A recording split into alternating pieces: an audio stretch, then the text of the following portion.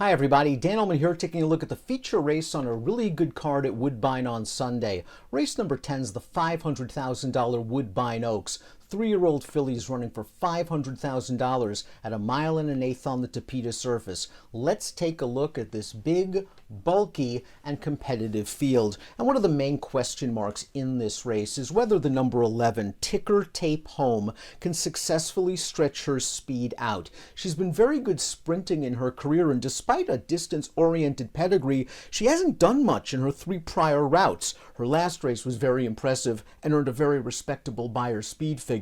Ticker Tape Home might be the best and most naturally talented horse in this race.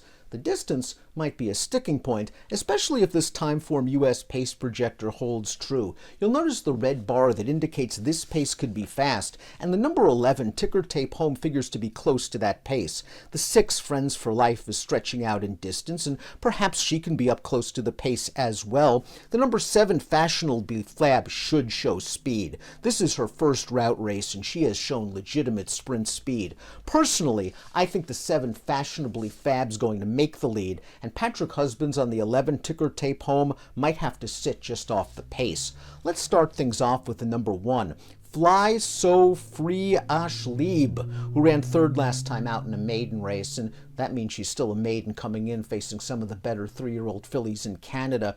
It was a solid paced race going 1 1/16 miles on the synthetic. She passed a couple of tired horses in the last half mile. She only earned a 64 Beyer speed figure. She ran evenly in her one and only stakes start. That was the Princess Elizabeth last year, but she was behind several of these horses. She really needs to take a step forward. The number 2 is Big Brass Bed, and if you didn't believe in the Fury, which was the race Ticker Tape Home won, where she beat several of these horses, if you just don't like that race, you're going to be looking for a stranger, and the logical stranger is the 2, Big Brass Bed, who ships up from the United States for trainer Chad Brown while making her synthetic debut. Now, she is by Nyquist, who wins 19% with synthetic routers. That's a very good percentage, and this female family has a lot of synthetic ability as well. The Dam won on the surface, and Big Brass Bed is a half to a stakes-placed synthetic runner. I think Big Brass Bed's going to handle the Tapeta just fine. She finished 4th in a first-level allowance last time out. She fell off of the pace. She came with a good run to get 4th. She might get a much faster pace scenario this time around,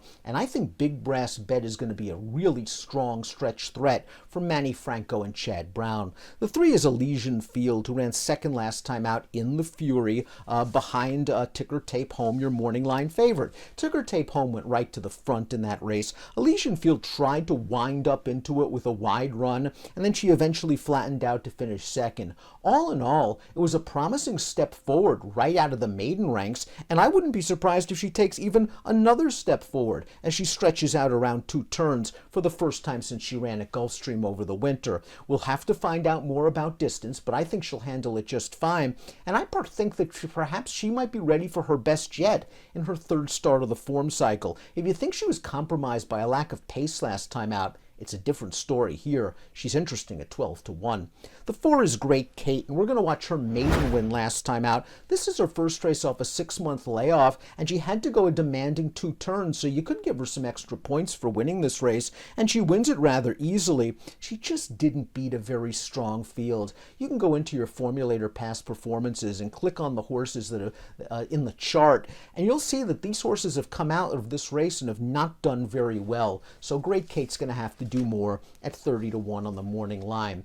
The number 5 is Delphia, who was bet like she could run for her career debut back on June the 15th, and she did it as the only first-time starter in the race. This is some pretty impressive stuff because she was giving up a ton of experience. She was going 2 turns in her debut, and she won very easily, and she earned a 70 Beyer speed figure, a nice stepping stone number. I wouldn't be surprised at all if she does do better. I don't think distance will be any kind of an issue for Delphia. It's just a question of whether this is too much too soon in only her second start of her career. I think this race flow will work to her closing style. The 6 is Friends for Life, and this one's going to be stretching out in distance. She was third last time out in a 2-life allowance. She earned a stakes placing last year, going 7 furlongs on the turf. I wonder if that's where ultimately her future will lie. She did show speed in the Princess Elizabeth 2 starts back, her one and only race around 2 turns, and she tired very badly. With another fast horse to her outside, directly to her outside, and Fashionably Fab, if Friends for Life goes to the lead and tries to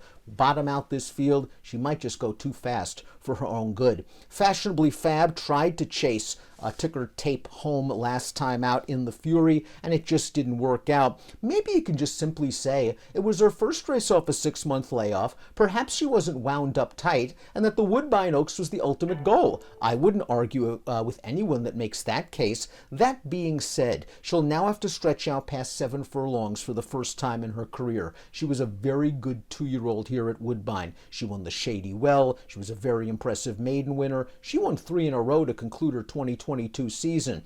I'm not sure about this distance, especially if the pace is fast. 45.70 is next, and this one ran in the Grade 3 Celine last time out against Open Company. She ran okay. She sort of saved ground going into the first turn, and then she just couldn't keep up when the winner spurted away. Her race 2 starts back going 7/8 was a little bit better, where she stayed close to the pace, but that was just a 2-life allowance. 45.70 to me has limited upside after 10 lifetime starts. I think she's just going to have to do a little bit better.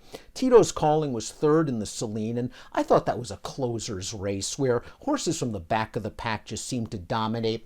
Tito's Calling at least made one of the first moves, and maybe moved just a little bit too early to get into contention before flattening out. She should get a similar race flow here. The pace should be fast, and I think 1 1/8 will be okay for Tito's Calling. She just needs to be a little bit more patiently ridden. She's 10-1 on the morning line. I'd want a little bit more. She was 45-1 in the Celine, 14-1 in the Fury. Wickenheiser, the number 10's another one of those new faces, and she did some good work last year. These connections were very aggressive with her after she won her maiden and beat a couple of next out winners. They ran her in the Catch a Glimpse on turf. They ran her in the Grade 1 Natalma, where she was far from embarrassed, and then they ran her in the Princess Elizabeth on synthetic. That was a blinker experiment that didn't work out. Her first race off the layoff was this one. 2-life allowance, going 1 1/16, and I think, again, this is a good starting off point for Wickenheiser, who earned a career best Beyer speed figure of 76, showed some late run, and should build off of that performance. She has a very strong route pedigree, and maybe Wickenheiser is sort of the type that fits this race from a pedigree standpoint, from a class standpoint, and from a running style standpoint. She's also 8-1 on the morning line, which is a juicy enough price. Ticker Tape home is the one to beat if she can last the distance. Here's her win in the Fury last time out. She beat 5 of these rivals, returning to Canada after wintering at Tampa Bay Downs. And she won this race very easily. She got to the front, she withstood a very mild challenge, and then it's off to the races, and she wins by 4 lengths with an 85 Beyer. She can run Beyers in the low to mid 80s, and that would be good enough to win a race like this. It's just that those races have come sprinting, and when she's routed, it hasn't been very good. Being by Medaglia d'Oro out of a stout Warfront mare, she has the pedigree to get this distance. Now she has to prove it. 5-2 on the morning line, a little bit light, but you have to respect her overall ability. Collect Dad is up next. She scored in this race, and she was claimed here for $40,000 going 3/4 of a mile. She stretched out once in her career in the Grade 3 Mazarine. She was probably overmatched that day, but she does have distance and class concerns that she must address. I also think she'll be forwardly placed stretching out in distance, and a fast pace might work against her.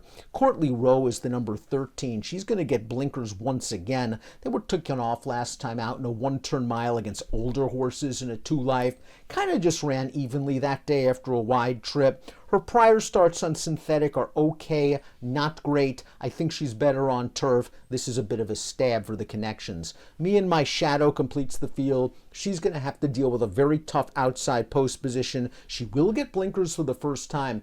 And it's interesting that they're going to stretch her out now for the first time since the Princess Elizabeth, where she was the beaten favorite off a little bit of a layoff. And I thought she ran quite well that day to be second. She was third in the Fury while being potentially pace compromised. And and now might be ready to go in her third start of the form cycle. She's 6-1 on the line. I think she has a very good chance if she can overcome this outside post position. We take a look at my top pick for the Woodbine Oaks.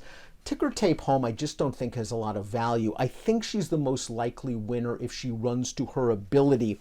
The question is price. I'm not sure I would want to take anything less than 3-1 on her, and something tells me that she's going to be a lot less than that on the tote. Maybe the 14, Me and My Shadow, is the right one from a value standpoint.